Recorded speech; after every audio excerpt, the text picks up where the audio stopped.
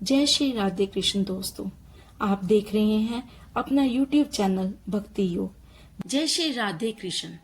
आप सबको सावन मास की हार्दिक शुभकामनाएं। भगवान शिव शंकर और माता पार्वती का आशीर्वाद आप सब पर बना रहे। आज से हम शुरू कर रहे हैं इस पवित्र और पावन सावन मास की कथाएं। इस कथा की श्रृंखला में आप सबका स्वागत है। आप सब इस श्रृंखला से बने रहे। तो आइए सुनते हैं सावन मास की प्रथम कथा। कथा शुरू करने से पहले एक बार प्रेम से बोलते हैं भगवान शिव शंकर की जय। शिव जी और सोने का शिवलिंग। मोहनपुर गांव में शिवम एक चौकीदार था। वह रात भर गांव के गलियों में लाठी लेकर आवाज लगाता घूमता था। इसके चलते गांव वाले चैन की नींद सोते थे। वह रात को अपना खाना लेकर निकलता और शिव जी के मंदिर जाता था।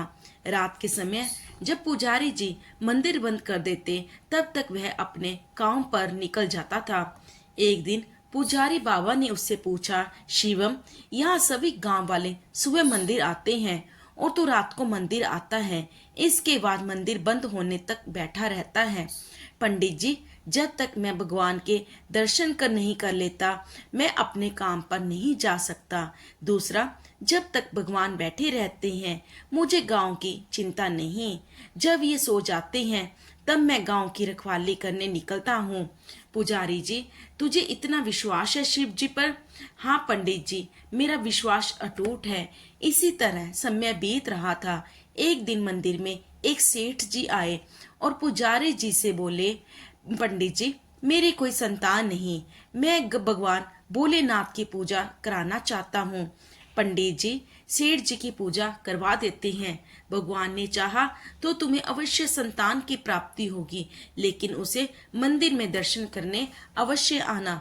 1 साल बाद सेठ जी के घर बेटा पैदा होता है। वे अपनी पत्नी व बच्चे के साथ मंदिर पहुंच जाते हैं। पंडित जी, भोले बाबा ने मेरी पुकार सुन ली। यह सुनकर पंडित जी बहुत खुश होते हैं। उसके बाद सेठ जी कहते हैं, पंडित जी, मैं इस शिवलिंग की जगह सोने का शिवलिंग स्थापित करना चाहता हूँ। यह आप क्या कह रहे हैं सेठ जी? यह शिवलिंग बहुत पुराना है, हम इसे हटा नहीं सकते। अगर आपने सोने का शिवलिंग स्थापित कर दिया तो इस खबर के फैलते ही शिवलिंग चोरी होने का खतरा बढ़ जाएगा।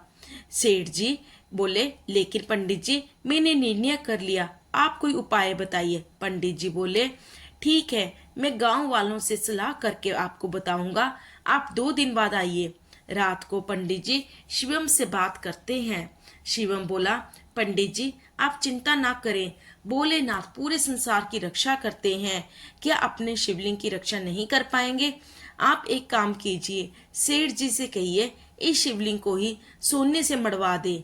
इससे यह शिवलिंग सोने का दिखने लगेगा और इसे हटाना भी नहीं पड़ेगा। पंडित जी बोले, लेकिन चोरों की नजर में तो यह सोने का शिवलिंग होगा, उन्हें थोड़ा पता है कि यह पत्थर का है। शिवम बोला, आप उसकी चिंता मत कीजिए, सब भोलेनाथ पर छोड़ दीजिए। पंडित जी अगले दिन सेठ जी को बता देते हैं। सेठ जी शिवलिंग पर सोना लगाने का काम शुरू करवा देते हैं। 1 महीने में शिवलिंग सोने का दिखने लगता है। एक दिन पंडित जी शिवम को बुलाते हैं। पंडित जी बोले, शिवम, तुम्हारी बात मानकर मैंने सेठ जी से शिवलिंग पर सोना तो मड़वा दिया, लेकिन रात में इसकी रखवाली तुम्हारी जिम्मे है। शिवम बोला, पंडित जी, वैसे तो मेरे रहते पूरे गांव में चोरी नहीं हो सकती, लेकिन फिर भी मैं मंदिर का विशेष ध्यान रखूंगा। एक दिन रात को शिवम मंदिर के पास से गुजर रहा था तो उसने देखा मंदिर के द्वार खुले हैं और एक आदमी शिवलिंग के पास कंबल ओढ़कर बैठा है। शिवम उसके पास पहुंचा।